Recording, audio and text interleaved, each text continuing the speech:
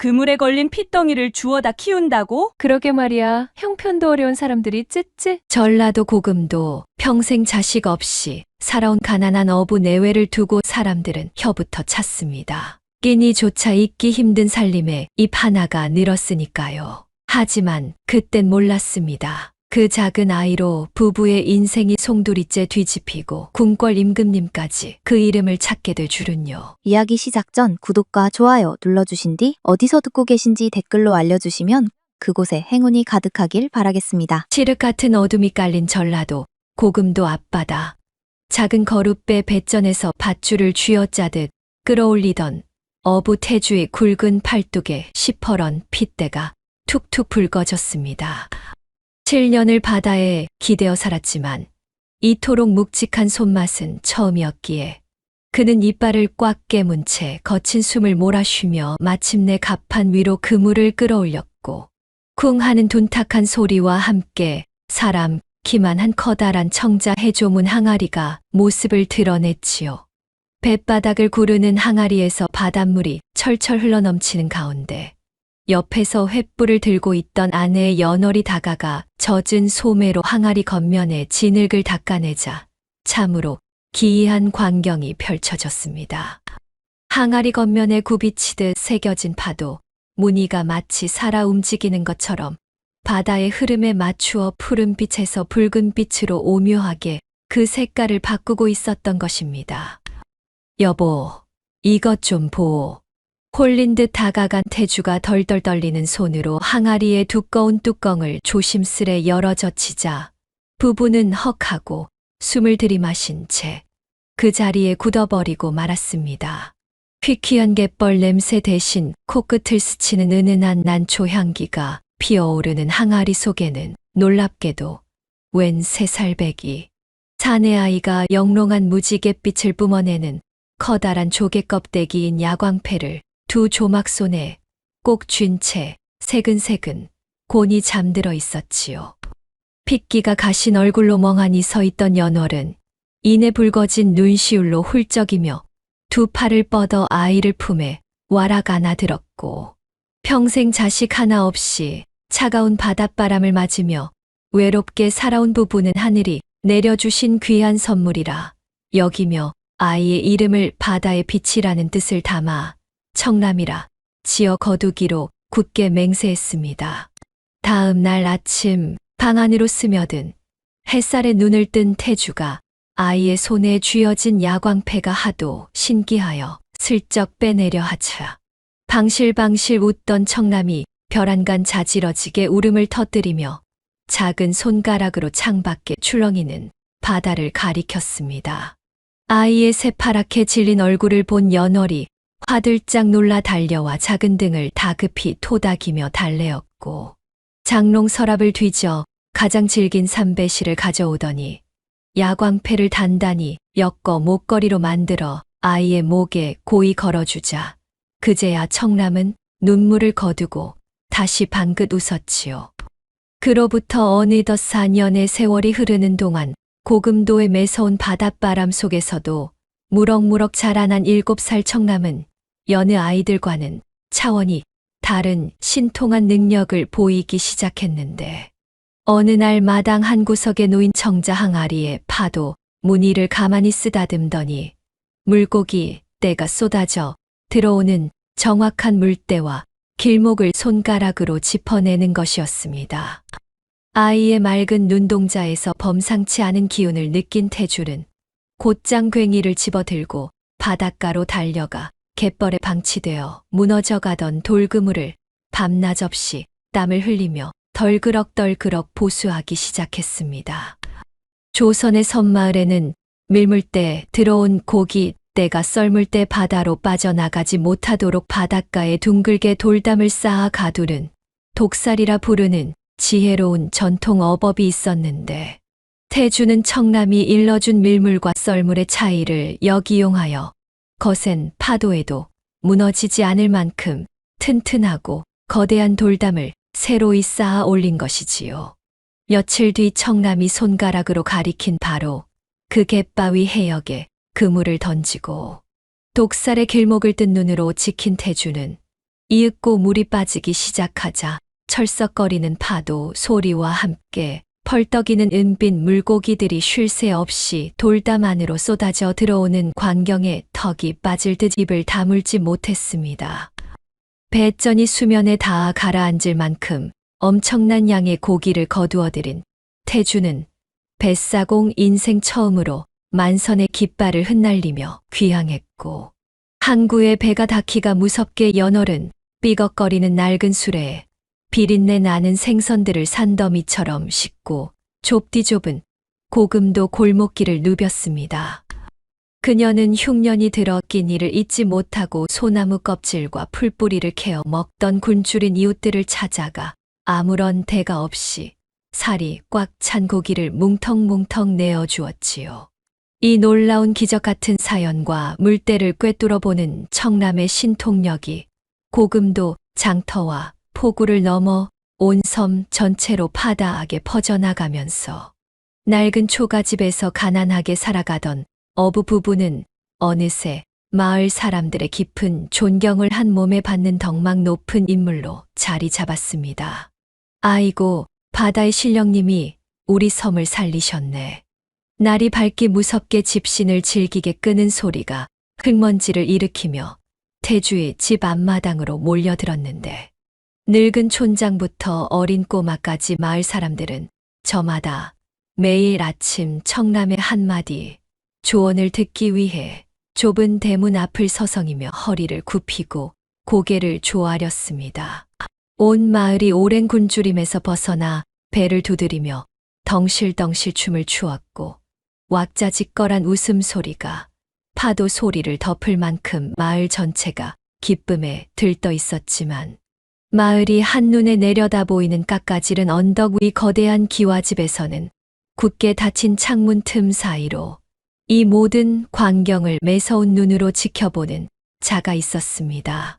그리고 청남은 그날도 항아리의 파도 무늬를 손끝으로 쓰다듬으며 물결 속 어딘가에 새겨진 듯한 가느다란 선들을 눈으로 좁고 있었는데, 아직 그 뜻을 온전히 헤아리지는 못했지만 그 선들이 무언가 중요한 이치를 담고 있다는 것만은 본능적으로 느끼고 있었지요. 그 매서운 눈의 주인이자 고금도에서 가장 큰 상단을 굴리는 객주 곽 도방이 이윽고 우락부락한 왈패들을 이끌고 흙먼지를 거칠게 일으키며 태주의 집 마당으로 들이닥쳤습니다. 쿵 하고 낡은 살인문이 부서질 듯 열리자 마당에 모여있던 마을 사람들이 기겁하며 흩어져 황급히 길을 내어주었지요. 그때 곽 도방의 등 뒤에서는 그의 머슴 막개가 김이 모락모락 나는 뜨거운 군고구마를 우물우물 씹어 먹으며 화려한 가마 곁을 어슬렁거리고 있었습니다. 곽 도방은 거드름을 피우며 앞으로 나서더니 묵직하게 부풀어 오른 비단 주머니를 꺼내어 태주의 눈앞에 흔들어 보였습니다. 찰그랑거리는 맑은 쇳소리와 함께 번쩍이는 은자가 쏟아질 듯 튀어나왔지요. 이복의 태주, 이 거금의 은자를 줄 터이니 그 신통한 아이 청남을 내 양자로 넘기게나. 그 탐욕스러운 목소리가 쩌렁쩌렁 울렸으나 태주는 턱이 파르르 떨리더니 이를 꽉 물고는 한치의 망설임도 없이 그 주머니를 낚아채어 곽 도방의 발밑으로 거칠게 내던져 버렸습니다. 퍽 하고 흙바닥에 나뒹구며 뽀얀 흙먼지를 뒤집어 쓰는 은자를 보며 태주는 핏대가 선 목소리로 소리쳤습니다. 내 귀한 자식을 더러운 돈으로 사려 들다니 당장 썩 물러가시오. 험악한 기운이 마당을 가득 채우던 그때 평상에 조용히 앉아있던 청남이 고개를 들어 먹물처럼 짙어지는 하늘의 구름 모양을 살피더니 코끝을 킁킁거리며 짭조름한 바다 냄새를 들이마셨습니다. 옛 어촌의 늙은 어부들은 물거품 냄새가 비려지고 바닷새 때가 무트로 낮게 날아들면 반드시 큰 풍랑이 온다는 자연의 이치를 오랜 경험으로 알고 있었는데, 어린 청남이 바로 그 귀한 민간의 지혜를 본능적으로 읽어내고는 다급히 외쳤습니다. 아버지, 바다 밑이 무섭게 뒤집히고 있어요. 곧 집채만 한 폭풍우가 몰아칠 테니 어서 배를 무트로 끌어올려 단단히 묶어야 해요.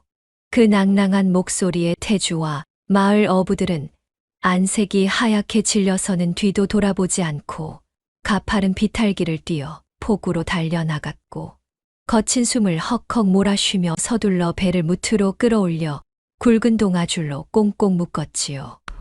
그 부산스러운 광경을 구경하던 막개가 낄낄거리며 곽도방에게 다가가 눈치도 없이 농을 던졌습니다.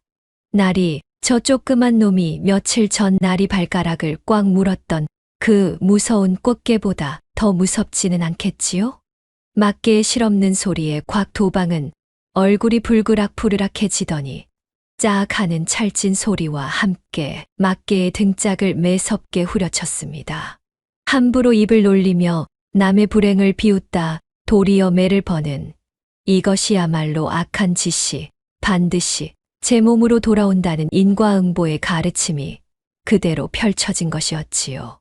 그리고 그날 밤 청남의 경고대로 하늘이 찢어지는 듯한 우르릉 쾅쾅 소리와 함께 거센 폭풍우가 고금도를 무자비하게 강타했습니다.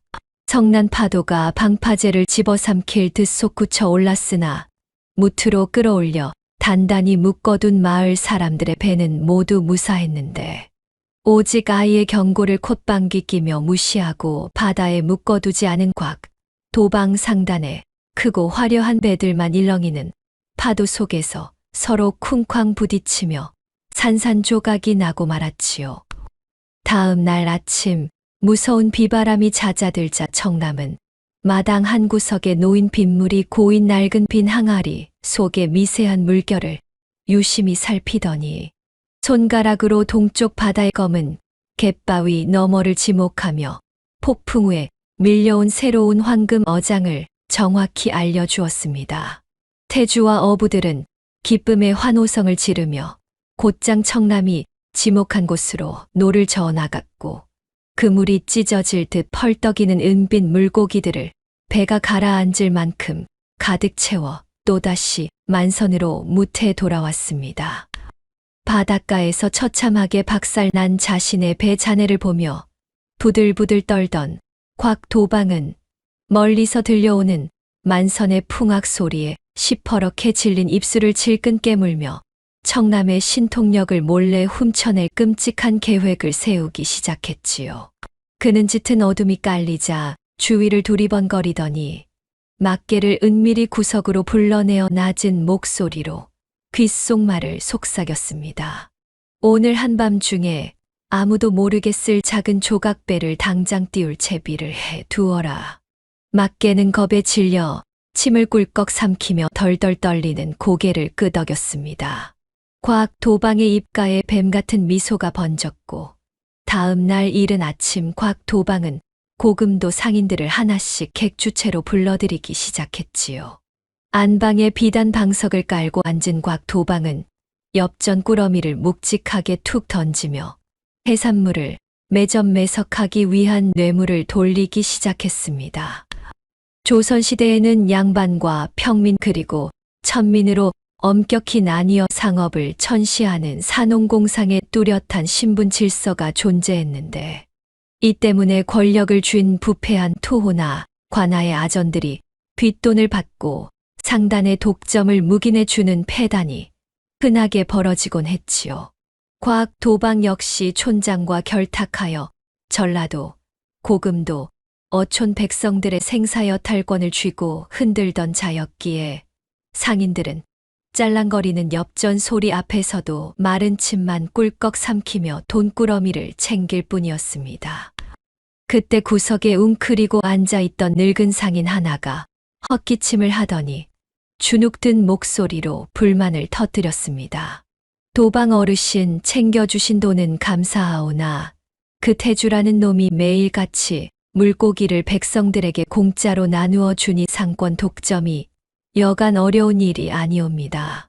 그의 말에 눈치를 보던 상인들도 일제히 고개를 끄덕이며 웅성거렸고 곽도방은 턱이 파르르 떨리며 이를 꽉 깨물더니 들고 있던 청자 찻잔을 바닥을 향해 거칠게 내동댕이 쳤습니다. 쨍그랑하는 파여름과 함께 뜨거운 찬물이 튀어오르자 상인들은 거북이처럼 목을 움츠리며 납작 엎드렸지요. 얼굴이 시뻘겋게 달아오른 곽도방은 핏대가 손목을 벅벅 긁어대며 객주체 뒤편에 대기시켜 돈 왈패들을 다급히 불러들였습니다. 오늘 밤 당장 갯벌로 나가 태주 그놈의 배를 형체도 없이 박살을 내어라. 살기 어린 호통의 왈패들은 우렁차게 대답하며 허리춤을 툭툭 두들겼고 곽도방은 구석에서 눈을 굴리던 막개를 향해 한밤중에 길잡이를 똑바로 하라고 매섭게 쏘아붙였지요. 자정 무렵 막개는 왈패들을 이끌고 찬 바람이 쌩쌩 부는 해안가를 향해 집신 끄는 소리를 죽이며 살금살금 걷기 시작했습니다. 며칠을 굶주렸던 막개가 품속에 숨겨둔 군고구마를 참지 못하고 한 입 빼어 물려던 찰나 뾰족한 돌부리에 걸려 넘어지며 고구마가 비탈기를 따라 대굴대굴 굴러가 버리고 말았지요. 어둠 속에서 고구마를 찾겠다고 허둥지둥 바닥을 더듬으며 쫓아가던 막개는 방향 감각을 상실해버렸고 결국 태주의 배가 있는 남쪽 포구가 아닌 엉뚱한 북쪽 포구로 왈패들을 인도하고 말았습니다. 하필이면 북쪽 포구에는 곽도방이 한양으로 물건을 실어 나르기 위해 정박해 둔 빈 화물선 한 척이 떠 있었는데 왈패들은 그 배가 태주의 것인 줄 알고 미친 듯이 달려들어 흉악한 기세로 배를 마구 두들겨댔습니다. 화직 퍽 와장창하는 요란한 나무 쪼개지는 소리가 밤바다의 고요를 찢어발겼고 두꺼운 널빤지가 산산조각 나고 돛대가 꺾여 나갔으며 왈패들은 배 밑바닥까지 구멍을 뻥뻥 뚫어놓고는 통쾌하게 임무를 완수했다며 기세등등하게 객주체로 돌아갔지요. 다음 날 동이 트자마자 계략이 성공했는지 확인하겠다며 폭우로 달려간 곽도방은 반쯤 바닷물에 잠겨버린 자네가 자신의 화물선이라는 사실을 깨닫고는 다리에 힘이 풀려 그 자리에 털썩 주저앉고 말았습니다. 멍하니 텅 빈 하늘만 올려다보던 그는 이내 거친 숨을 몰아쉬며 자리에서 벌떡 일어났고 뒤따라오며 눈치를 보던 막개의 굽은 등짝을 양손으로 거칠게 밀쳐내며 짐승처럼 울부짖었습니다. 갯벌 바닥에 처박힌 막개가 코를 감싸주며 덜덜 떠는 동안 곽도방은 이를 악문 채 입술을 깨물며 또 다른 흉계를 꾸미기 시작했지요. 남의 손을 빌려서는 자꾸만 이를 그르친다고 판단한 곽도방은 자신이 직접 태주의 배에 잠입하여 청남이 가진 신통력의 비밀을 훔쳐내기로 굳게 결심했습니다. 그는 마을 무당집 마당에 굴러다니던 거대한 바다거북 등껍질을 몰래 훔쳐와서는 자신의 뚱뚱한 몸을 억지로 구겨넣고 굵은 밧줄로 단단히 동여매어 어둠 속에서 완벽한 거북이로 위장하는 기행을 벌였지요. 자정이 지나 사위가 무덤처럼 고요해지자 곽도방은 차가운 바닷물이 찰랑거리는 갯벌 바닥에 납작 엎드린 채 질척이는 진흙을 거친 손톱으로 벅벅 긁으며 태주의 배를 향해 느릿느릿 기어가기 시작했습니다. 살을 에이는 듯한 차가운 바닷바람이 들이닥칠 때마다 이빨이 딱딱 부딪히며 요란한 소리를 냈지만 청남의 비밀을 알아내어 돈줄을 틀어쥐고야 말겠다는 탐욕은 추위조차 잊게 만들었지요. 무거운 거북이 등껍질에 짓눌려 숨이 턱턱 막히고 바위에 긁힌 무릎이 쓰라렸음에도 그는 짐승처럼 거친 숨을 헐떡거리며 기어코 태주의 배 바로 밑까지 도달하는 데 성공했습니다. 바로 그 시각 태주의 배 안에서는 낡은 소미불을 덮고 곤히 잠들어 있던 청남이 바깥에서 들려오는 스산하고 이상한 소리에 스르르 눈을 떴습니다.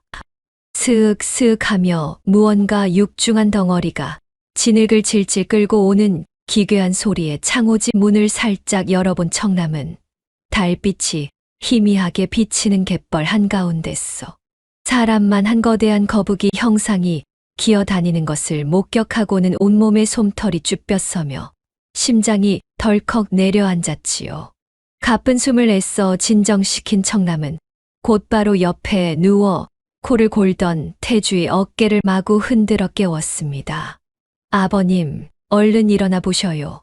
배 근처에 사람만 한 요상한 짐승이 나타났어요.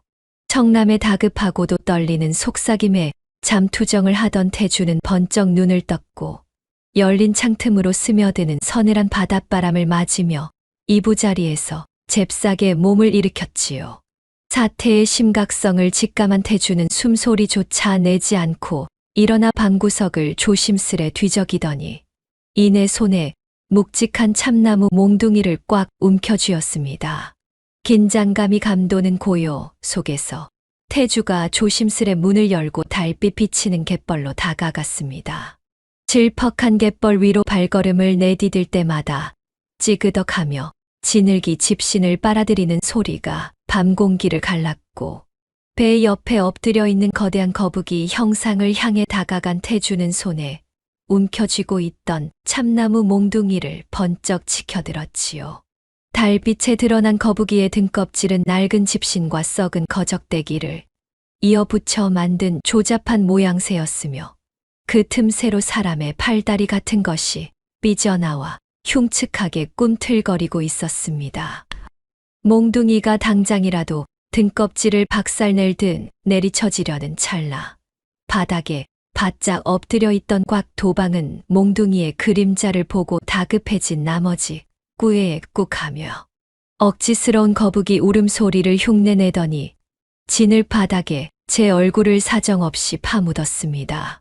그 우스꽝스럽고 어설픈 광경에 태주가 멈칫하며 몽둥이를 쥔 손을 허공에 멈춰 세운 바로 그때 어둠 속에서 거친 숨소리와 함께 질척이는 갯벌을 쿵쾅거리며 뛰어오는 소리가 요란하게 들려왔습니다. 턱 밑까지 차오른 숨을 헐떡이며 달려온 이는 다름 아닌 객주체의 머슴 막개였는데 그는 바닥에 납작 엎드린 거대한 거북이 형상을 보자마자 두 눈을 부리부리하게 뜨고는 갯벌이 떠나가라 소리를 질렀지요. 아이고, 남의 눈물을 짜내며 제 입속만 차리시던 우리 욕심쟁이 주인 어른께서 결국 하늘의 노여움을 사 흉측한 거북이가 되는 끔찍한 벌을 받고 마셨구나. 곽 도방은 제 집 머슴이 쏟아내는 기막힌 통곡에 속이 부글부글 끓어올라 주먹을 꽉 쥐었지만 몽둥이 찜질을 당할까 두려워 진을 속에 코를 박은 채 필사적으로 거북이 흉내를 낼 뿐이었습니다. 태주가 이 황당한 상황에 어이가 없어 멍하니 서 있는 사이 막개는 두 손을 모아 밤하늘을 향해 싹싹 빌더니 비장한 표정으로 거북이 등껍질을 향해 성큼성큼 다가갔습니다. 이 끔찍한 저주를 풀고 우리 불쌍한 주인 어른의 영혼이 남아 구제하려면 어서 이 거북이를 용왕님 품이 있는 깊은 바다로 돌려보내 드려야만 해. 막개는 눈물을 훔치는 신용을 하며 외치더니 곽 도방이 짊어지고 있던 무거운 집신 등껍질을 덥석 잡아 번쩍 들어 올렸지요. 예로부터 고금도 갯마을 어부들 사이에서는 사람만 한 거대한 거북이가 무트로 올라오면 바다를 다스리는 용왕이 직접 보낸 신성한 사자로 여겨 상처 하나 없이 온전하게 바다로 돌려보내야만 마을의 푸어가 들고 재앙을 피할 수 있다는 굳건한 믿음이 풍습처럼 자리 잡고 있었습니다. 막개는 그 신성하고 오래된 어촌의 풍습을 들먹이면서 발버둥치며 저항하는 곽 도방의 등짝을 사정없이 후려치고는 바다 쪽을 향해 억지로 떠밀기 시작했습니다. 자, 차가운 갯벌에 엎드려 계시지 말고 용왕님 곁으로 어서 훌을 헤엄쳐 가시지요. 막개가 온 힘을 다해 곽 도방의 등을 거칠게 밀어버리자 미끄러운 진흙 바닥에서 중심을 잃은 곽 도방은 철퍼덕하는 묵직한 소리와 함께 바닷물이 얕게 고인 시커먼 진흙탕 속으로 보기 좋게 처박히고 말았습니다. 차갑고 짠 바닷물과 끈적끈적한 갯벌 지늘기, 콧구멍과 입속으로 왈칵 쏟아져 들어오자 단단히 숨이 막힌 곽도방은 더 이상 거북이 흉내를 유지하지 못하고 허우적거리며 본래의 앙칼지고 표독스러운 목소리를 뱉어내고 말았지요. 애퇴퇴 사람 살려 숨 막혀 죽는다. 내가 짐승 거북이가 아니라 객주 곽도방이다. 이 눈깔빈 멍청한 놈아. 지인을 투성이가 된 채 캑캑거리며 살려달라고 발버둥 치는 사내의 익숙한 목소리를 들은 태주는 그제야 이 엉성하고 기괴한 거북이 요괴의 정체가 다름 아닌 탐욕스러운 곽도방이라는 사실을 완벽하게 깨달았습니다. 달빛 아래에서도 훤히 드러난 곽도방의 꼴사납고 처참한 모습에 기가 막힌 태주는 헛웃음을 픽 흘리며 갯벌 웅덩이에 처박혀 허우적대는 그의 팔을 덥석 잡아 무 뽑듯 끌어올렸습니다. 시커먼 진흙물이 뚝뚝 떨어지는 처참한 몰골로 무태에 끌려 나온 곽도방은 태주와 정면으로 눈이 마주치자 턱이 파르르 떨리며 얼굴이 불그락 푸르락 달아올랐고 차마 고개를 들지 못한 채 양손으로 진흙 묻은 얼굴을 푹 가려버렸지요.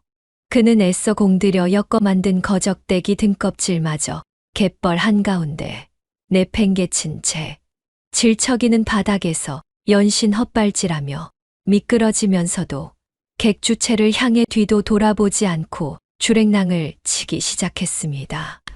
그 비루한 뒷모습을 바라보며 막개가 멋쩍은 듯 제 머리를 긁적였지만 태주는 말없이 치켜들었던 몽둥이를 바닥에 툭 내려놓고는 파도 소리만 들려오는 어두운 바다 쪽을 향해 깊은 한숨만 내쉬었을 뿐이었습니다. 헐레벌떡 거친 숨을 몰아쉬며 객주체 뒷마당으로 도망쳐 온 곽도방은 우물가에 털썩 주저앉아 바가지로 우물물을 연거푸 퍼부으며 얼굴과 옷에 묻은 진흙을 신경질적으로 벅벅 닦아냈습니다. 뼛속까지 파고드는 수치심과 분노로 인해 그의 턱은 파르르 떨렸고 이를 꽉 악문 채 핏발이 선 눈동자에는 섬뜩한 도끼가 시퍼렇게 서려 있었지요. 감히 천한 것들이 나를 더러운 갯벌에 처박고 동네방네 망신을 줘 내 당장 그 요망한 계집을 끌고 와 노비로 팔아넘겨 버릴 테다. 곽도방은 끓어오르는 분노를 주체하지 못하고 평상에 둘러앉아 탁주를 마시던 왈패들을 한자리로 불러 모은 뒤 다짜고짜 태주의 집에 쳐들어가 청남의 머리채를 잡아 끌고 직접 납치해 오라며 불호령을 내렸습니다. 흉터투성이 인상의 왈패들이 주인의 호통에 놀라 강목과 몽둥이를 챙겨 들며 일어서자 대서 눈치를 보던 막개가 납치했을 굵고 질긴 산밧줄을 허겁지겁 품에 안고 앞장서 나섰습니다. 하지만 어두운 뒷마당에서 지나치게 서두르던 막개는 자신이 엉성하게 품에 안고 있던 산밧줄의 한쪽 끝이 제 발목에 친친 감겨 있는 것도 모른 채 성급하게 큰 걸음을 내디뎠고 이내 우당탕하는 요란한 소리와 함께 중심을 잃고 흙바닥으로 고꾸라지고 말았지요. 하필이면 막개가 짐짝처럼 넘어지며 맨 앞에 기세등등하게 서 있던 덩치 큰 왈패의 허리춤을 덮치는 바람에 뒤따라 걷던 왈패들까지 밧줄에 걸려 도미노처럼 엉켜 넘어지며 흙바닥을 나뒹구는 큰 소동이 벌어졌습니다. 이런 군뱅이 같은 멍청한 놈들 쥐도 새도 모르게 조용히 끌고 오란 말이다.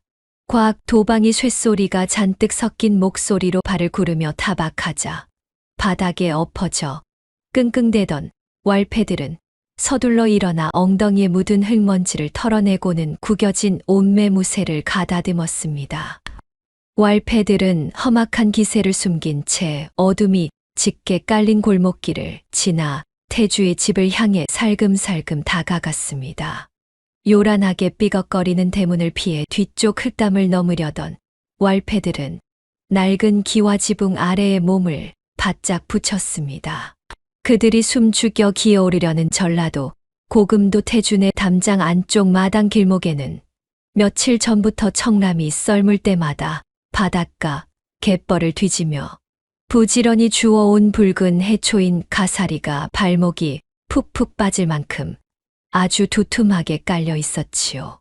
짠 바닷물 냄새가 훅 끼치는 이 가사리는 남해 연안에서 평생 배를 탄 늙은 어부들이 갯벌에서 가장 조심하는 해초였습니다.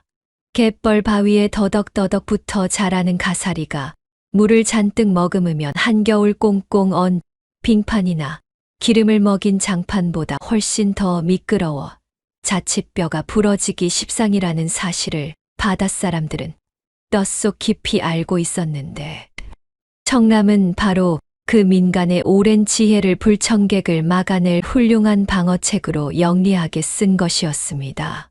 발소리 죽여라 쥐새끼 한 마리도 눈치채지 못하게 계집을 단숨에 잡아와야 한다. 우두머리가 소곤거리며 왈패들이 거친 숨을 내쉬고 담장 위로 고개를 들이밀던 찰나였습니다.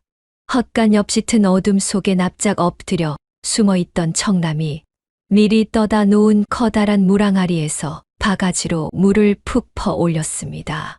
작은 손으로 왈패들이 발을 디딜 마당에 가사리 무더기 위로 촥 소리가 나게 물을 넓게 흩뿌렸고 바싹 말라있던 붉은 해초들은 순식간에 물기를 흠뻑 머금고 번들거리기 시작했지요. 아무것도 모른 채 흙먼지를 털어내며 담장을 훌쩍 넘어 마당으로 쿵 하고 뛰어내리던 덩치 큰 왈패는 자신의 집신 바닥에 닿은 가사리가 물기를 머금고 미끄러운 융단처럼 변한 것을 채 깨닫기도 전이었습니다. 직 하는 소름 끼치는 마찰음과 함께 그의 두 다리가 양옆으로 찢어지며 육중한 몸뚱이가 허공으로 붕 떠오르고 말았지요. 뒤따라 담을 넘어 마당으로 착지하던 나머지 왈패들 역시 바닥에 발이 닿기가 무섭게 집신이 헛돌면서 허우적거렸고 양팔을 풍차처럼 휘저으며 억지로 중심을 잡으려 애썼지만 이내 단체로 허공을 가르며 떠올랐습니다. 연이어 우당탕 뼈와 살이 흙바닥에 부딪히는 둔탁한 소리가 고요한 밤 공기를 가르고 울려 퍼졌고 바닥에 내동댕이 쳐진 왈패들은 엉덩방아를 찌으며 서로의 팔다리를 짓누르고 끙끙대기 시작했습니다. 그 흙먼지 날리는 아수라장 속에서 뒤에서 허둥지둥 담을 넘다. 집신이 꼬인 막개가 하필이면 바닥에 엎어진 왈패들 위로 고꾸라지면서 그가 소중히 품에 안고 있던 질기고 무거운 삼밧줄 그물을 왈패들의 머리 위로 훌렁 덮어버리고 말았지요.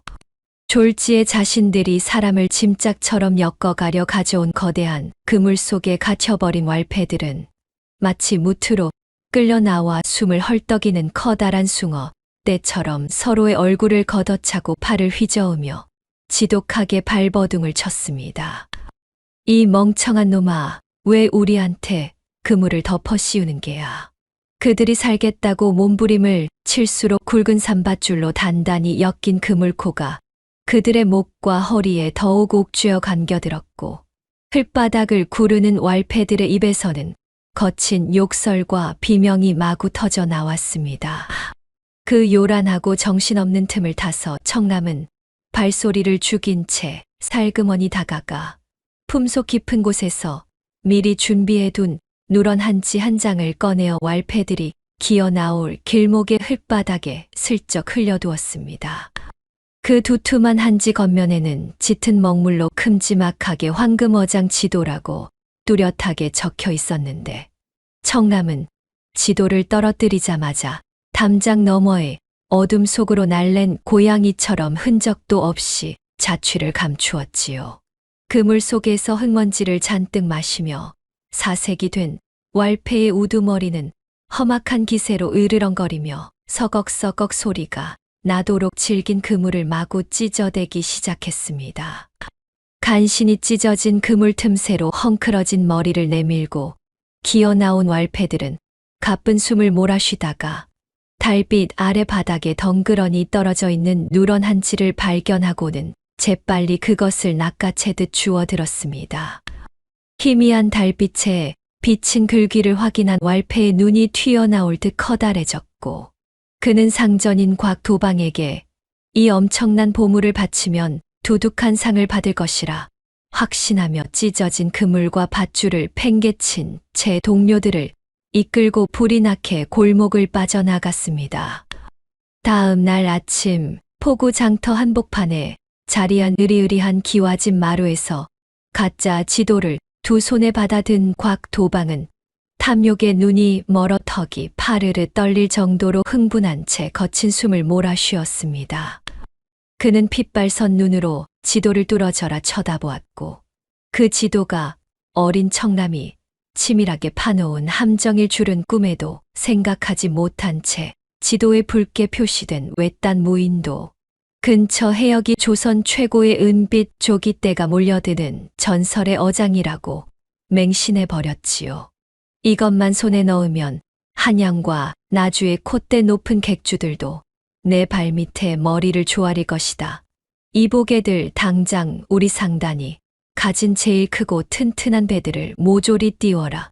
그물도 창고에 있는 것을 몽땅 꺼내오고 오늘 밤이면 이 곽도방이 조선 팔도에서 제일 가는 갑부가 되어 엽전 무더기 위에 누워 잘 것이야.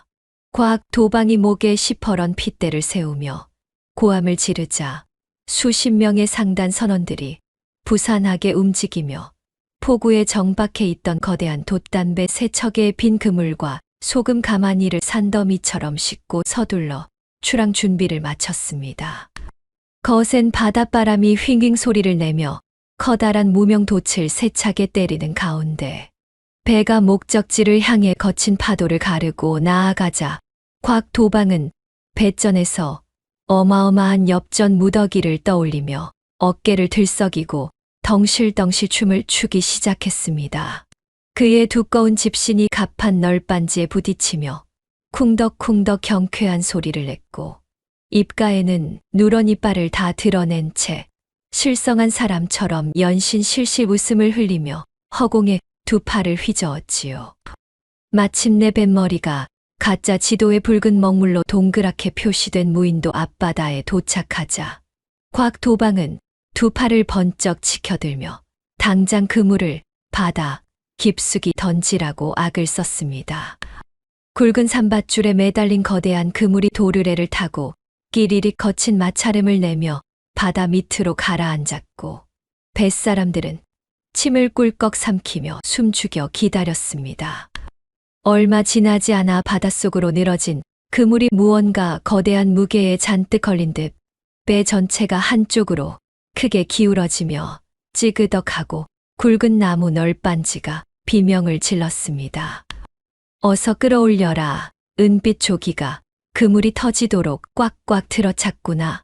곽도방이 침을 튀기며 고함을 지르자 굵은 팔뚝을 가진 선원들이 얼굴이 시뻘겋게 달아오르도록 밧줄을 잡아당겼고 이내 수면 위로 팽팽해진 거대한 그물이 모습을 드러냈습니다. 하지만 갑판 위로 철퍼덕 무거운 소리를 내며 쏟아진 것은 기대했던 반짝이는 은빛 물고기가 아니라 붉고 흉측한 촉수를 길게 늘어뜨린 거대한 독성 해파리와 시커먼 가시를 고슴도치처럼 곤두세운 흑성개들이 산더미처럼 엉켜있는 끔찍한 광경이었습니다. 바닷물의 온도가 비정상적으로 높아지면 바다 깊은 곳에서 지독한 독을 품은 붉은 해파리와 창끝처럼 뾰족한 가시를 세운 흑성개 떼가 수면 위로 몰려들어 어장을 쑥대밭으로 만든다는 바다의 무서운 이치를 청남은 지도를 그릴 때부터 훤히 꿰뚫고 있었던 것입니다. 무방비 상태로 배전에 서서 춤을 추던 곽도방과 선원들의 맨발과 다리 위로 시커먼 성게떼가 우박처럼 쏟아져 내렸고 미처 피할 새도 없이 발바닥과 종아리에 억세고 날카로운 성게 가시가 엄습하며 극심한 고통이 밀려들었지요. 곽도방이 뼈를 깎는 고통의 눈물을 쏟으며 바닥에 엎어져 나뒹굴자 이번에는 질척이는 해파리의 붉은 촉수가 그의 얼굴과 목덜미를 채찍처럼 휘감으며 지독한 화기를 뿜어냈습니다. 아, 내 눈, 내 다리. 곽 도방이 널빤지 바닥을 박박 긁으며 짐승 같은 비명을 질렀고 독성 촉수에 쏘인 그의 얼굴과 목은 순식간에 끓는 물에 댄 듯 시뻘겋게 달아오르더니 이내 퉁퉁 부어올라 눈조차 제대로 뜨지 못할 지경이 되었습니다. 선원들 역시 무자비한 성게 가시에 찔린 채 갑판 위를 대굴대굴 구르며 통곡을 했고 화려한 은화를 꿈꾸며 환호성이 가득했던 배 위는 한순간에 저승 문턱을 방불케 하는 아수라장으로 변해버렸습니다. 곽 도방에 찢어지는 비명 소리가 바다에 울려 퍼졌지만 며칠 뒤 조선의 바다에는 더 큰 비극이 찾아오고 있었습니다. 전라도 고금도 일대에 푸르던 바닷물이 아침부터 핏빛처럼 붉게 물들기 시작하더니 이내 끈적거리는 시뻘건 파도가 해안가를 무자비하게 덮치기 시작했습니다. 곽 도방의 탐욕과는 전혀 별개로 이미 수주 전부터 남해 바닷속 깊은 곳에서는 거대한 자연의 이변이 꿈틀거리고 있었던 것이지요. 조선의 옛 기록에 전해지는 것처럼 바닷물이 붉게 변하고 역겨운 비린내가 진동하며 해산물이 떼죽음을 당하는 무서운 재난인 적수 현상이 남해 바다 전체를 집어삼켰던 것입니다. 철썩거리는 파도 소리 사이로 기분 나쁜 붉은 거품이 부글부글 끓어올랐고 찌르는 지독한 썩은 내가 바람을 타고 온 마을의 골목골목을 가득 채웠습니다. 이른 새벽부터 그물을 챙겨 바다로 나갔던 마을 어부들은 눈앞에 펼쳐진 참혹한 광경에 다리에 힘이 풀려 모래바닥에 털썩 주저앉고 말았습니다. 붉은 파도가 밀려올 때마다 하얗게 배를 드러낸 숭어와 광어며 조깃대가 산더미처럼 밀려와 해안을 뒤덮었고 갯바위에 붙어있던 전복마저 시커멓게 썩어 문드러진 채 뚝뚝 떨어져 내렸지요. 아이고 용왕님 어찌 저희에게 이런 시련을 내리시나이까. 평생 바다만 바라보며 살아온 늙은 어부가 가슴을 치며 통곡했고 치맛자락을 부여잡은 아낙네들의 울부짖음이 붉은 해안가에 메아리 쳤습니다. 전라도 남해 일대의 바다가 온통 붉은 죽음의 물결로 뒤덮이자 전국적인 해산물 공급이 완전히 끊기면서 한양의 수라상에도 비상이 걸렸습니다. 사태의 심각성을 보고받은 임금은 옥좌의 팔걸이를 힘주어 짚으며 즉각 진상을 파악할 암행어사를 파견하도록 명을 내렸지요. 조선시대 암행어사는 왕의 밀명을 받아 지방 수령의 비리를 감찰하고 백성의 고통을 몰래 조사하는 비밀 관직으로 마패를 꺼내는 순간 현감조차 벌벌 떨며 엎드릴 수밖에 없는 막강한 권한을 가지고 있었습니다. 어명을 받든 젊은 어사는 보찜 속에 마패를 숨긴 채 붉은 재앙이 덮친 남해 바다를 향해 밤낮 없이 내달렸습니다. 같은 시각 갯바위 한 구석에는 태주와 연월이 넋을 잃은 표정으로 붉게 물든 바다를 하염없이 바라보고 있었습니다. 연월은 파르르 떨며 어린 청남을 품에 꽉 끌어안았고 태주 역시 굳은 얼굴로 주먹을 꽉 쥔 채 거친 숨을 몰아쉬었지요. 찰싹거리는 붉은 파도가 바위에 부딪힐 때마다 이웃 어부들의 찢어지는 통곡 소리가 날아왔고 그 처절한 소리에 연월은 눈가의 물기를 거친 손등으로 훔쳐냈습니다. 하지만 품에 안긴 청남은 동그란 눈을 크게 뜬 채 부글거리는 붉은 바다를 신비로운 무언가를 보듯 뚫어지게 응시하고 있었으며 작은 손가락을 꼬물거리며 허공에 알 수 없는 선을 긋고 있었습니다.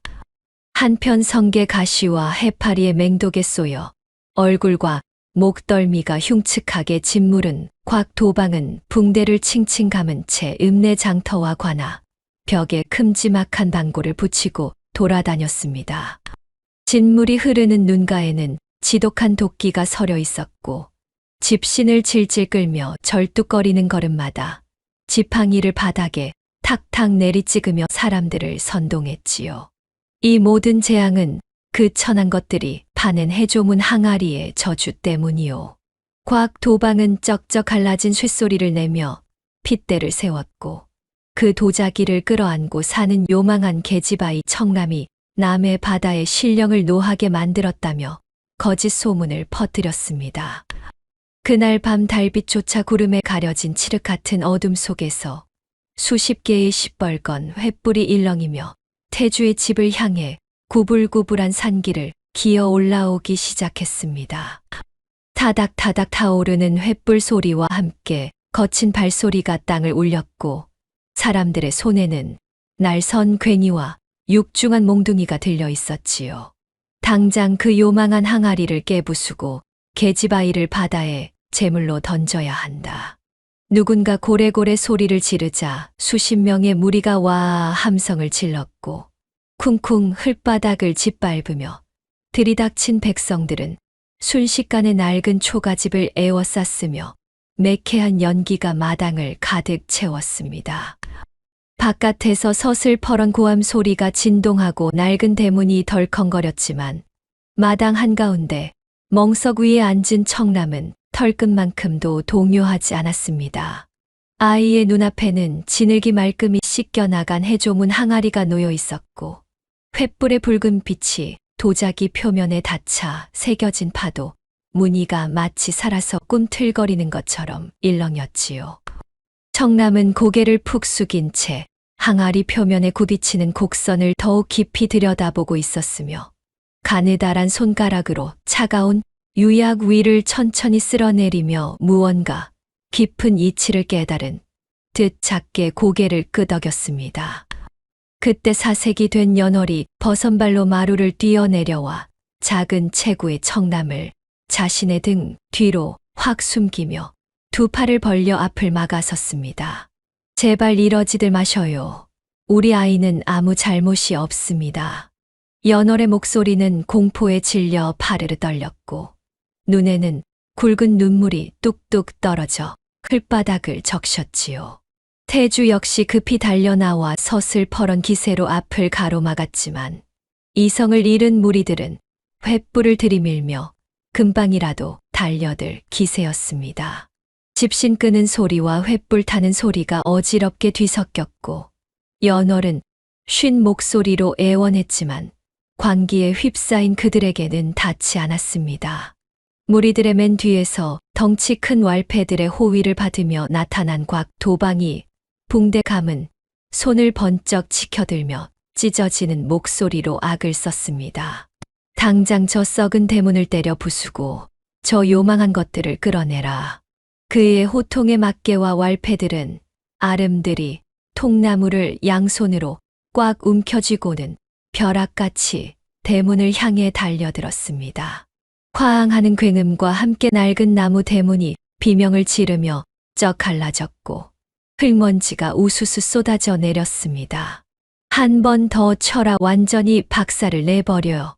곽 도방이 절뚝거리며 앞으로 나서서 신나게 지시를 내리던 바로 그 순간이었습니다.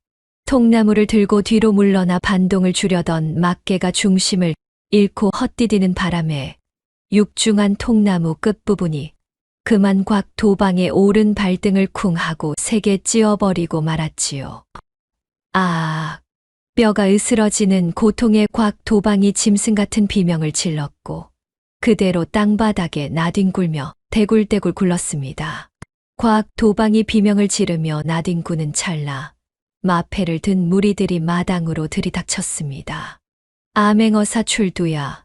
고막을 찢는 듯한 역졸들의 우렁찬 외침이 전라도 고금도의 칠흑 같은 밤하늘을 뒤흔들자 바닥을 뒹굴던 곽 도방과 왈패들은 사색이 되어 납작 엎드리고 말았지요. 덜덜 떨며 엎드린 무리를 매서운 눈빛으로 훑어본 어사는 곧바로 역졸들을 이끌고 관하로 이동하여 대청마루에 좌정하더니 온 바다를 붉게 물들인 적수 사태를 수습하기 위한 문초를 시작했습니다.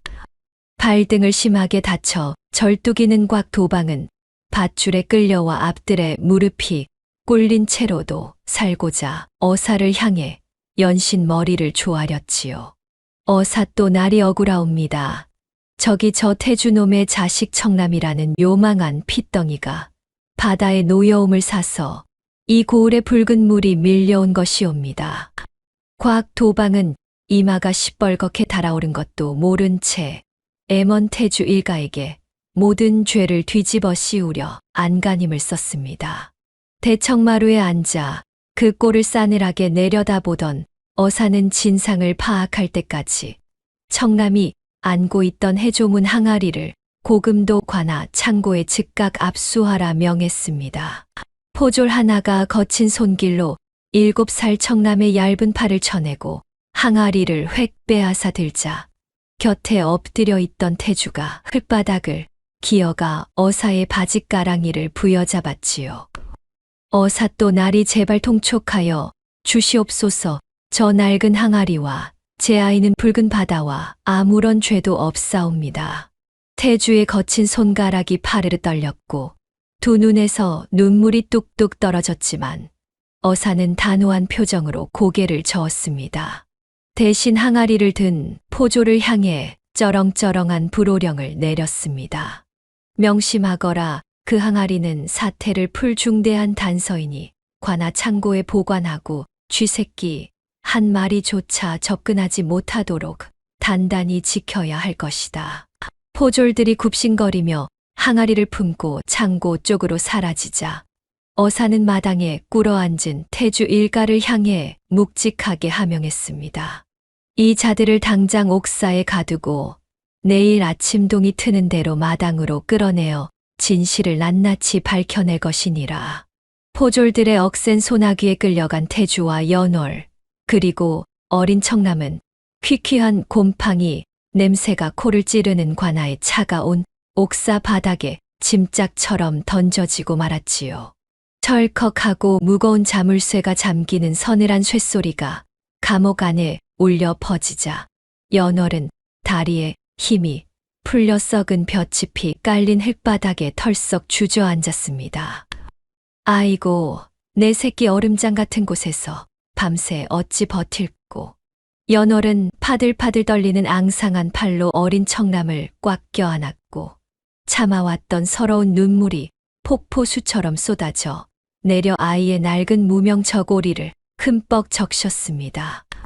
하지만 7살 청남의 맑은 눈빛은 칠흑같이 어두운 옥사 안에서도 밤하늘의 샛별처럼 또렷하게 빛나고 있었습니다. 청남은 작고 부드러운 두 손으로 연월의 눈물 젖은 뺨을 훔쳐 닦아주며 절망에 빠진 부모를 안심시키려 씩씩한 목소리로 입을 열었지요. 어머니 아버지 상심하지 마셔요. 관아로 끌려오는 그 짧은 순간에 항아리를 마지막으로 품에 안고 있을 때 제가 파도 무늬 속에 숨겨진 바다의 비밀 문서 글귀를 모두 머릿속에 외우고 그 뜻을 완벽하게 해독해 두었거든요.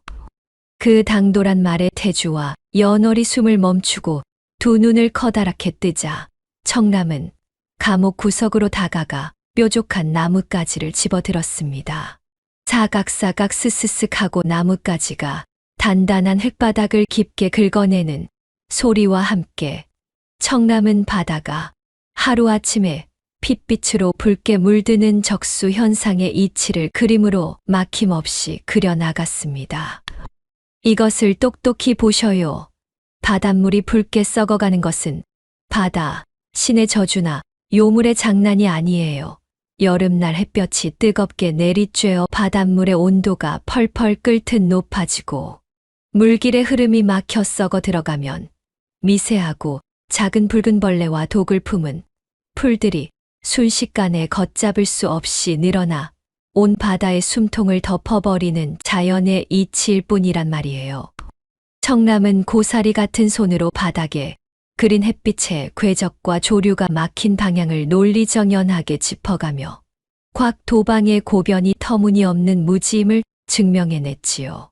부모가 넋을 잃고 입을 떡 벌린 채 아이의 설명을 듣고 있을 때 청남은 낡은 저고리 안석 깊숙한 곳으로 손을 넣더니 태어날 때부터 목에 걸고 있던 영롱한 야광패를 스르르 풀어냈습니다. 달빛조차 들지 않는 옥사 안에서 푸르스름한 은빛을 뿜어내는 매끄러운 껍데기를 작은 손바닥 위에 올려놓은 청남의 표정은 사무 비장하고 결연했습니다. 제가 해독한 비밀 문서의 마지막 장에 적힌 해결책이 바로 제 목에 걸려 있던 이것이었어요.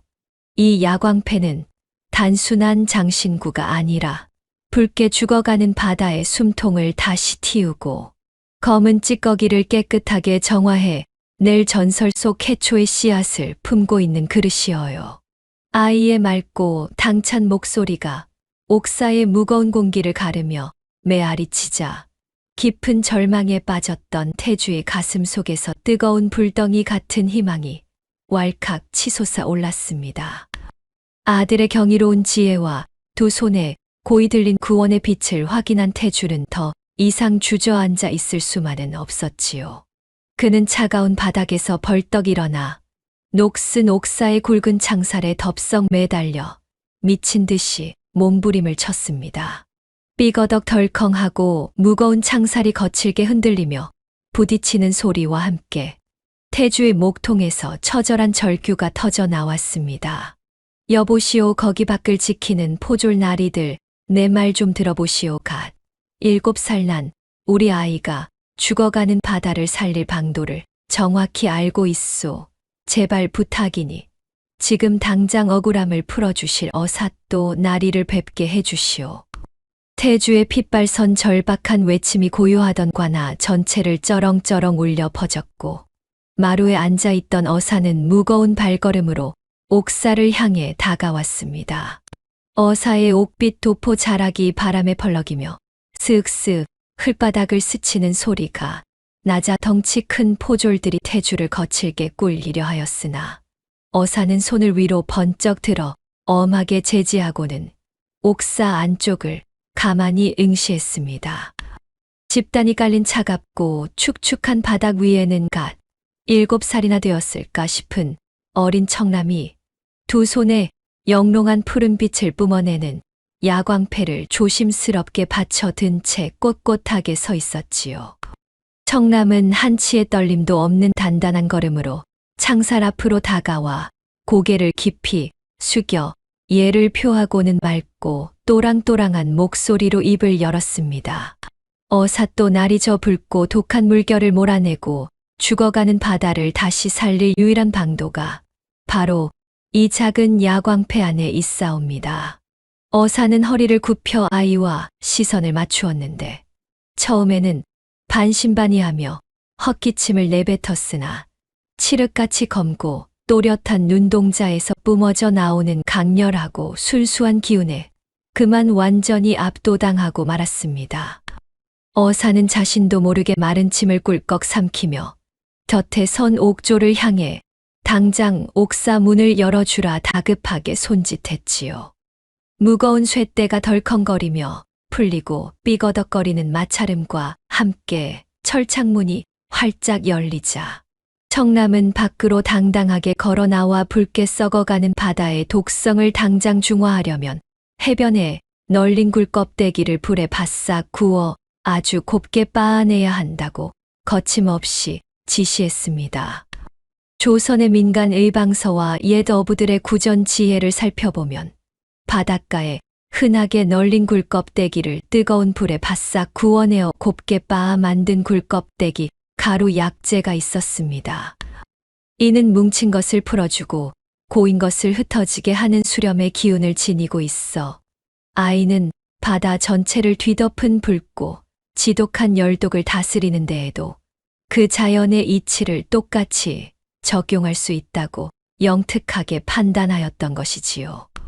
어사는 잠시 턱수염을 쓰다듬으며 미간을 찌푸렸으나 이내 결의에 찬 표정으로 마패를 꽉 움켜쥐고는 관군들과 마을 사람들을 향해 천둥 같은 호령을 내렸습니다. 너희는 내 말을 똑똑히 들으라. 당장 고금도 해변으로 달려가 눈에 띄는 굴 껍데기란 껍데기는 모조리 긁어모아 이 관아 앞마당으로 가져오라. 서슬퍼런 어명이 떨어지기가 무섭게 관군들은 해변을 향해 미친 듯이 뛰어갔으며 억울한 누명을 썼던 태주 역시 결박이 툭 하고 풀리자마자 굳은 살 박인 두 손을 거칠게 비비며 마을 어부들을 이끌고 다급하게 내달렸습니다. 수많은 사람들은 아낙네들의 찢어진 치마폭과 나무꾼들의 지게며 구멍난 낡은 망태기까지 모조리 동원하여 거친 굴 껍데기들을 산더미처럼 긁어모았고, 이내 관아 앞마당에는 사람의 키를 훌쩍 넘기는 거대한 굴 껍데기, 산이 순식간에 솟아올랐지요. 해가 서산 너머로 자취를 감추고 차가운 어둠이 무겁게 깔리자 태주와 어부들은 마당 한가운데에 굵은 장작을 쌓고 활활 타오르는 횃불을 던져 넣어 거대한 불기둥을 일으켰습니다. 타닥타닥 메마른 장작이 거칠게 타들어가는 소리와 함께 치솟은 불길 속으로 수레에 담긴 굴 껍데기를 쉴 새 없이 쏟아붓자 딱딱했던 껍데기들이 뜨거운 불길 속에서 하얗게 구워지며 매캐하고 짭조름한 연기를 사방으로 뿜어 올렸습니다. 태주는 검은 숯가루가 얼굴에 잔뜩 묻고 굵은 땀방울이 뚝뚝 떨어져 눈을 찌르는 것조차 아랑곳하지 않은 채 불길에서 건져낸 굴 껍데기를 거대한 돌절구에 가득 넣고 쿵덕쿵덕 무거운 절구꽁이로 찌으며 밤이 새도록 가루를 빻아댔지요. 거친 숨소리와 묵직한 절구 찢는 소리가 적막한 밤하늘을 가득 메우며 땅을 울리던 바로 그 시각, 관아 담장 너머 후미진 곳에서는 이 사태의 원흉인 곽도방이 화려한 비단 두루마기를 걸친 채 음흉한 눈빛을 번뜩이며 도둑고양이처럼 훔쳐보고 있었습니다. 그는 어둠 속에서 차가운 밤바람을 맞으며 소매 끝으로 입을 가리고는 속으로 비웃음을 삼켰습니다. 잿가 핏덩이 녀석이 바닥에 굴러다니는 굴껍데기 따위로 저 붉은 재앙을 막아보겠다니. 내일 아침 해가 떠오르면 저 어리석은 짓거리가 모조리 수포로 돌아갈 것이고 너희 일가족은 내 손에 처참히 박살이 날 것이야. 곽도방의 저주 섞인 비웃음에도 아랑곳 없이 사람들의 필사적인 절구질은 동이 트고 달기 회를 칠 때까지 멈추지 않았고, 마침내 날이 밝아오자 갓 내린 눈처럼 하얗고 곱게 빻아진 굴 껍데기 가루가 커다란 갈색 옹기 수십 개에 가득 담겨 마당을 채웠습니다.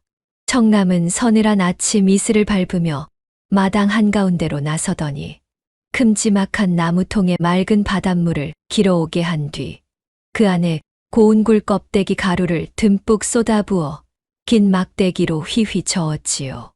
그러고는 품속 가장 깊은 곳에서 조심스레 꺼낸 영롱한 야광패를 그 뽀얗게 탁해진 물속에 가만히 밀어 넣었습니다. 순간쩡하는 미세하고 날카로운 파여름이 귓가를 스치더니 그토록 단단하게 굳게 닫혀있던 야광패의 틈새가 스르르 걸어지며 영롱하고 푸른빛을 찬란하게 띠는 전설의 해초 씨앗들이 별가루처럼 쏟아져 나와 굴 껍데기 가루가 섞인 물과 한데 어우러지며 신비로운 빛을 뿜어내는 것이 아니겠습니까? 청남은 생명의 씨앗이 듬뿍 스며든 하얀 잿물을 커다란 옹기에 정성스레 옮겨 담은 뒤 태주가 관아 앞 포구에 대어둔 삐걱거리는 낡은 나룻배 한 척에 훌쩍 올라탔습니다. 어사가 무언의 눈짓으로 허락하자 청남은 붉게 썩어가는 바다 한가운데를 향해 조심스레 노를 저어 나아갔지요. 찰바닥거리는 무거운 파도 소리만이 고요하게 울려 퍼지는 가운데 배가 바다 중심에 도달하자 청남은 둥근 표주박으로 옹기 속에 물을 푹 떠서는 악취를 풍기며 썩어가는 핏빛 바다를 향해 허공으로 힘껏 흩뿌리기 시작했지요. 촤악하는 경쾌한 물소리와 함께 푸른 빛을 머금은 하얀 가루들이 바닷물 표면 위로 겨울날의 눈보라처럼 골고루 흩날리며 내려앉았습니다.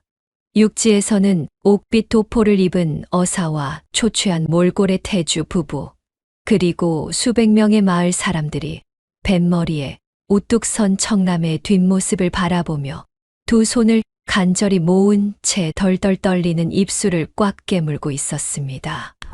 태주의 아내는 흙먼지가 묻은 치맛자락을 생명줄처럼 부여잡고 소리 없는 뜨거운 눈물을 뚝뚝 흘렸고, 어사 역시 뒷짐을 단단히 진 두 손에 차가운 땀이 흥건하게 벨 정도로 붉은 물결의 미세한 변화조차 놓치지 않으려는 듯 긴장된 표정으로 뚫어지게 바다를 지켜보았지요.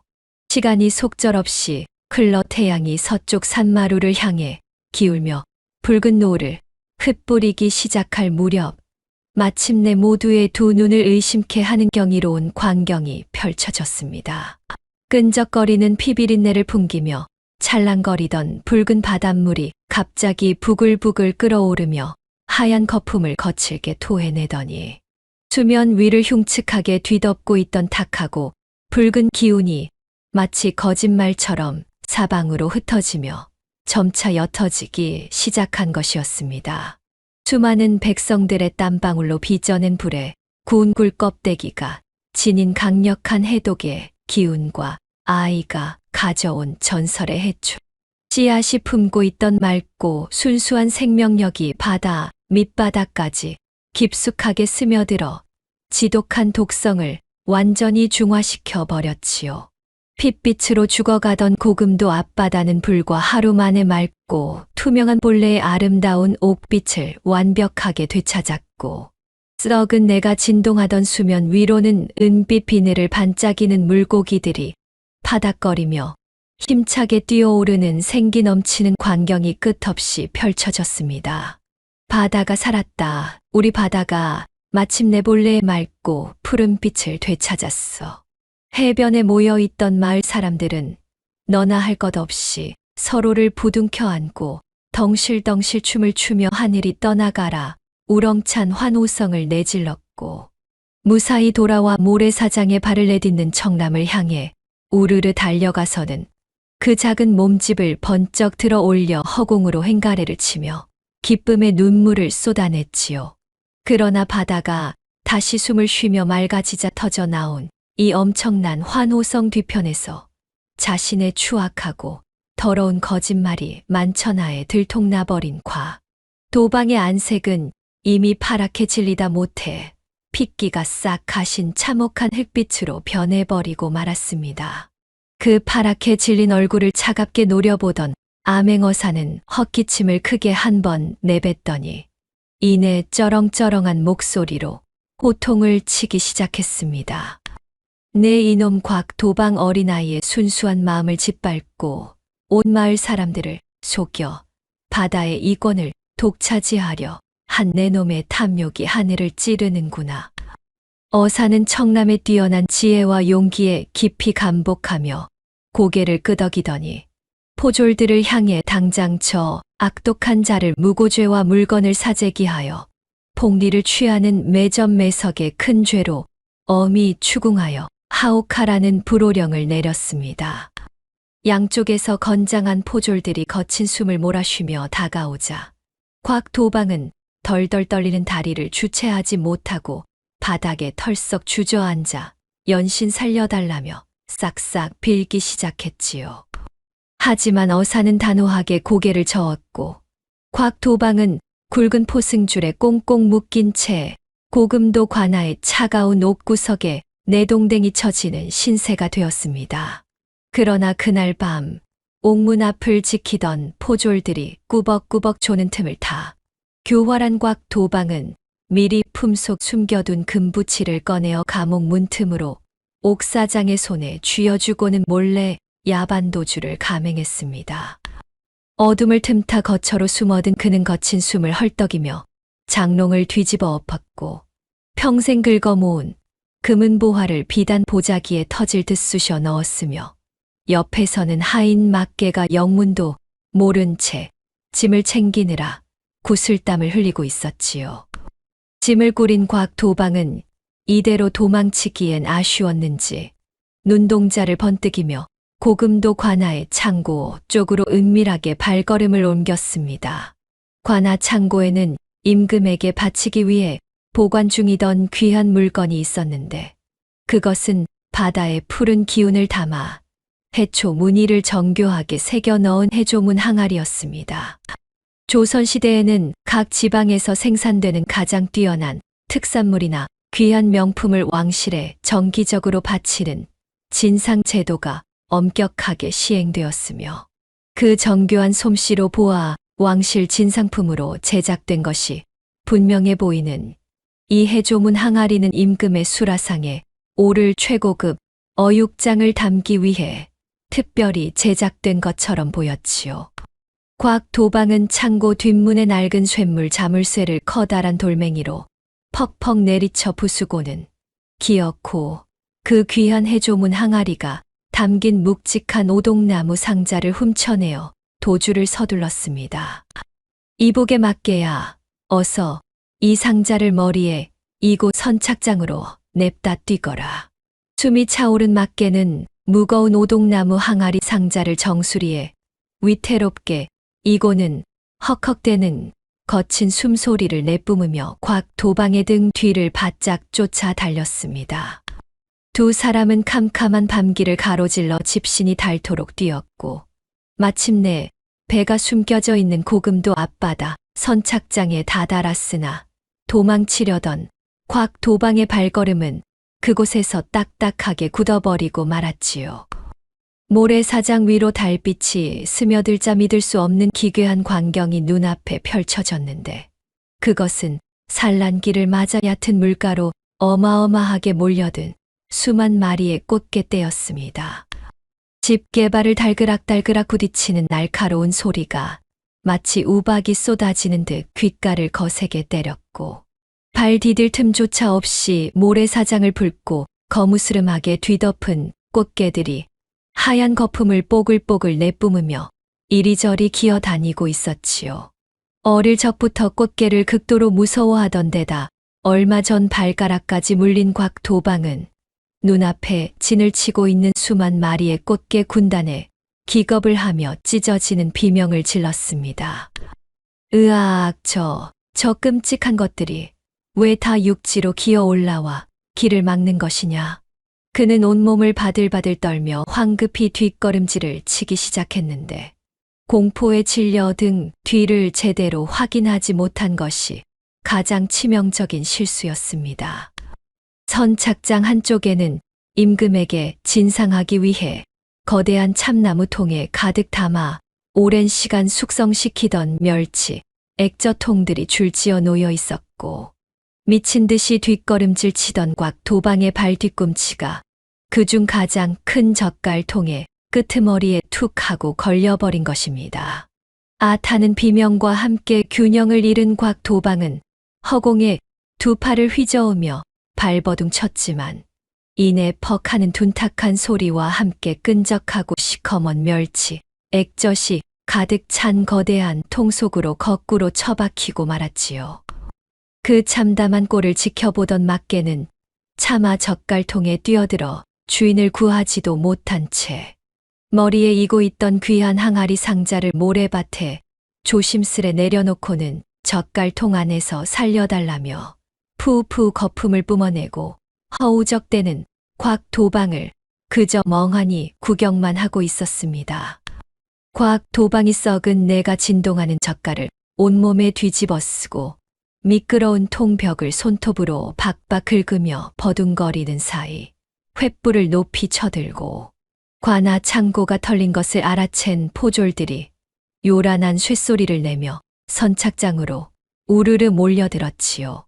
젓갈통에서 겨우 건져 올려진 곽도방은 숨을 쉴 때마다 코를 찌르는 지독한 액젓 냄새에 찌들어 이미 눈이 허옇게 뒤집힌 채 기절해 있었고 포졸들은 코를 꽉 틀어막으며 그 역겨운 몰골의 곽도방을 거친 동아줄로 꽁꽁 묶어 다시 체포해 끌고 갔습니다. 모든 소란스러운 상황이 완벽하게 정리된 후 뒤늦게 선착장에 도착한 암행어사는 막개가 모래밭에 고스란히 내려놓은 오동나무 상자를 열어 무사히 되찾은 해조문 항아리를 조심스레 꺼내 들었습니다. 어사는 품에서 꺼낸 깨끗한 비단 수건으로 항아리의 매끄러운 표면을 정성스레 닦아낸 뒤 자신을 맑고 초롱초롱한 눈망울로 올려다보는 어린 청남의 작은 품에 그 귀한 항아리를 안겨주었지요. 이 귀한 진상품을 잃어버리지 않고 무사히 지켜낸 것은 관아의 힘이 아니라 바로 내 갸륵하고 뛰어난 지혜의 덕분이다. 어사의 따뜻한 칭찬에 청남은 배시시 맑은 웃음을 터뜨렸고 그 평화로운 모습을 지켜보던 마을 사람들의 거친 얼굴에도 깊은 안도와 기쁨의 미소가 번져나갔습니다. 다음 날 아침동이 트자마자 어사는 붓을 들어 고금도 앞바다를 참혹한 위기에서 구한 7살 천재 아이 청남의 놀라운 활약상과 곽도방의 추악한 범죄 사실을 화선지 위에 낱낱이 적어 내려갔습니다. 조선시대에는 지방에 파견된 암행어사가 그 지역의 중요한 사건이나 백성들의 동태를 왕에게 직접 글로 적어 밀봉하여 보고하는 장계라는 제도가 있었는데 빠른 말을 갈아타며 며칠 밤낮을 쉬지 않고 달려 한양의 궐문까지 도달한 이 묵직한 장계는 곧장 임금의 어전으로 올려졌지요. 편전을 쩌렁쩌렁 울리는 도승지의 낭랑한 목소리로 장계의 놀라운 내용을 전해 들은 임금은 무릎을 탁 치며 호탕한 웃음을 터뜨렸고 7살이라는 그 어린 나이에 뛰어난 기지로 백성과 바다를 구한 기특한 아이의 지혜에 깊은 감명을 받았습니다. 여수 바다를 살려낸 그 신통한 아이와 양부모를 당장 궁궐로 불러들이라. 임금의 불호령 같은 어명이 떨어지자 권례의 내관들이 분주하게 움직이기 시작했고 고금도 관하로 곧장 왕의 부름이 담긴 교지가 거침없이 전해졌습니다. 며칠 뒤 평생 배만 타던 가난한 어부 부부와 작은 아이는 임금의 부름을 받고 한양으로 향했습니다. 한양 도성에 입성한 태주 부부와 청남은 웅장한 광화문을 넘어 근정전 앞마당에 다다랐습니다. 조선의 으뜸 궁궐인 경복궁의 정전 앞에는 넓게 깔린 거친 박석이 바닥을 뒤덮고 있었는데 이 박석은 신하들이 오랜 시간 뜨거운 햇볕 아래 무릎을 꿇고 서 있어도 반사열이 줄어들도록 일부러 울퉁불퉁하게 다듬어 깐 것으로 임금이 백성을 아끼는 마음이 궁궐 바닥 하나에도 담겨 있다 하였지요. 그 거친 박석을 밟을 때마다 낡은 집신이 바닥에 끌리며 쓱쓱 소리를 냈고 그 소리는 권례의 숨 막히는 고요함을 깨뜨리며 긴장감을 한층 더해 주었습니다. 난생 처음 보는 화려한 오색 단청과 하늘을 찌를 듯 솟아오른 붉은 기둥들의 위용에 압도된 태주와 아내는 사시나무 떨듯 어깨를 파르르 떨며 바닥에서 고개조차 들지 못했고 행여나 숨소리라도 크게 낼까 두려워 마른 침만 꿀꺽꿀꺽 삼키며 조심스럽게 발걸음을 옮겼습니다. 하지만 그들의 거칠고 투박한 손을 양쪽에서 꼭 쥐고 걷는 7살 청남은 총명한 눈망울을 반짝이며 당당하고 힘찬 걸음걸이로 어전을 향해 나아갔고 마침내 수많은 돌계단을 올라 옥좌에 앉은 임금 앞에 엎드려 큰 절을 올렸습니다. 내가 바로 고금도 앞바다의 재앙을 막아내고 굶주린 백성들을 살려낸 그 영특한 아이 청남이더냐. 편전의 높은 천장을 쩌렁쩌렁 울리는 위엄 있는 목소리가 호랑이의 포효처럼 떨어지자 태주 부부는 바닥에 이마를 찌으며 몸을 납작 엎드렸지만 청남은 조금도 위축되지 않고 또랑또랑한 목소리로 답했습니다. 그러하옵니다. 전하. 임금은 금사로 용이 수놓아진 붉은 골룡포 소매를 걷어붙인 채 옥좌에서 벌떡 일어나 무릎을 탁 치며 껄껄껄 호탕하게 웃어 젖혔습니다. 7살이라는 어린 나이임에도 어전의 묵직하고 서슬퍼런 공기에 전혀 짓눌리지 않고 두 눈을 똑바로 뜨며 당차게 대답하는 기계의 깊은 감탄을 금치 못한 것이었지요. 임금은 길게 자란 턱수염을 쓸어내리며 좌우에 도열한 수많은 대신들을 향해 고개를 끄덕였고 쥐 죽은 듯 고요하던 편전 안에는 곧바로 칭찬하는 웅성거림이 거대한 파도처럼 번져나갔습니다. 참으로 기특하고 신통방통한 아이로다. 내가 간악한 상단 무리의 횡포를 무너뜨리고 도탄에 빠진 백성들을 구했으니 그 공이 하늘을 찌르고도 남는구나. 임금이 감격스러운 표정으로 하교하며 곁에 서 있던 내관에게 손짓을 하자 어명을 받든 내관들이 종종걸음으로 물러나 이내 화려한 비단으로 덮인 커다란 궤짝들을 편전 한가운데로 줄지어 들여왔습니다. 육중한 쇠대가 풀리고 상자 뚜껑이 삐걱 소리를 내며 열리자 쨍그랑거리는 경쾌한 소리와 함께 눈부신 금괴와 은정, 그리고 영롱한 빛을 내뿜는 값비싼 진주와 붉은 산호가 쏟아질 듯 가득 담겨 있었고 그 엄청난 재물의 찬란한 빛깔에 내로라 하는 조정 대신들조차 눈이 부셔 긴 소매로 눈을 가릴 지경이었지요. 내 너에게 6째 품계의 파격적인 벼슬을 당장 내리고 이 어마어마한 금은 보화를 상으로 내릴 터이니 장차 조선을 이끌어갈 훌륭한 동량으로 자라나거라. 평생 구경조차 해본 적 없는 어마어마한 상급이 내려지자 태주 부부는 심장이 멎을 듯 놀라 바닥에 납작 엎드린 채 거친 숨을 헐떡였지만 청남은 오히려 고개를 단호하게 가로저으며 옥좌를 향해 정중히 허리를 굽혔습니다. 성은이 만극하오나 소인에게는 저 번쩍이는 재물도 높고 귀한 벼슬자리도 아무런 소용이 없사옵니다. 뜻밖의 단호한 거절에 편전하는 찬물을 끼얹은 듯 순식간에 조용해졌고 임금이 매우 의아한 표정으로 옥좌의 팔걸이를 툭툭 치며 그 연유를 묻자 청남이 맑고 청아한 목소리로 대답을 이어갔습니다. 저희 늙으신 아버지는 캄캄하고 매서운 밤바다에서 거친 파도와 싸우며 그물을 던지는 가난한 어부이옵니다. 달빛조차 없는 칠흑 같은 밤이면 집으로 돌아오는 물길을 찾지 못해 뱃전에 부딪히는 성난 파도 소리에 목숨을 맡겨야만 하지요. 전하께서 정령 소인에게 상을 내리시려거든 벼슬과 금은 보화 대신 저희 고향 고금도 벼랑 끝에 거센 비바람에도 절대 꺼지지 않는 웅장한 횃불 연대를 지어주시옵소서. 조선시대에는 변방의 험난한 해안가나 깎아지른 산봉우리에 돌을 높이 쌓아 올려 밤에는 횃불로, 낮에는 짙은 연기로 위급한 상황을 알리거나 험난한 바닷길의 길잡이 역할을 하던 연대라는 중요한 국가 방위 및 통신 시설이 있었는데 영특한 청남은 바로 그 제도를 떠올려 밤바다를 헤매는 불쌍한 백성들을 위한 생명의 불빛을 간청한 것이었지요. 자신을 위한 부귀영화는 헌신짝처럼 미련 없이 버리고 오직 밤바다에서 피땀 흘려 노를 젓는 늙은 아버지와 고단한 조선의 어부들을 먼저 생각하는 7살.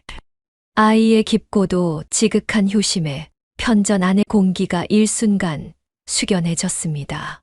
푸른 관복을 입은 꼿꼿한 조정대신들은 콧등이 시큰해져 누가 먼저라 할 것도 없이 긴 소매를 끌어당겨 붉어진 눈시울을 훔쳐냈고 여기저기서 훌쩍거리는 소리가 편전의 고요함을 가득 채웠습니다. 옥좌에 앉아있던 임금 역시 눈가가 촉촉해진 채 자리에서 일어나 천천히 계단을 내려와 청남의 작은 어깨를 다정하게 쓰다듬으며 굵고 떨리는 목소리로 하교했습니다. 내 착한 마음 씀씀이가 넓은 바다보다 깊고 푸른 하늘보다 높구나. 내 당장 조선팔도에서 가장 뛰어난 장인들을 전부 불러 모아 고금도 최고봉에 가장 높고 웅장하며 세상에서 제일 따뜻한 불빛을 내뿜는 연대를 세워주겠노라.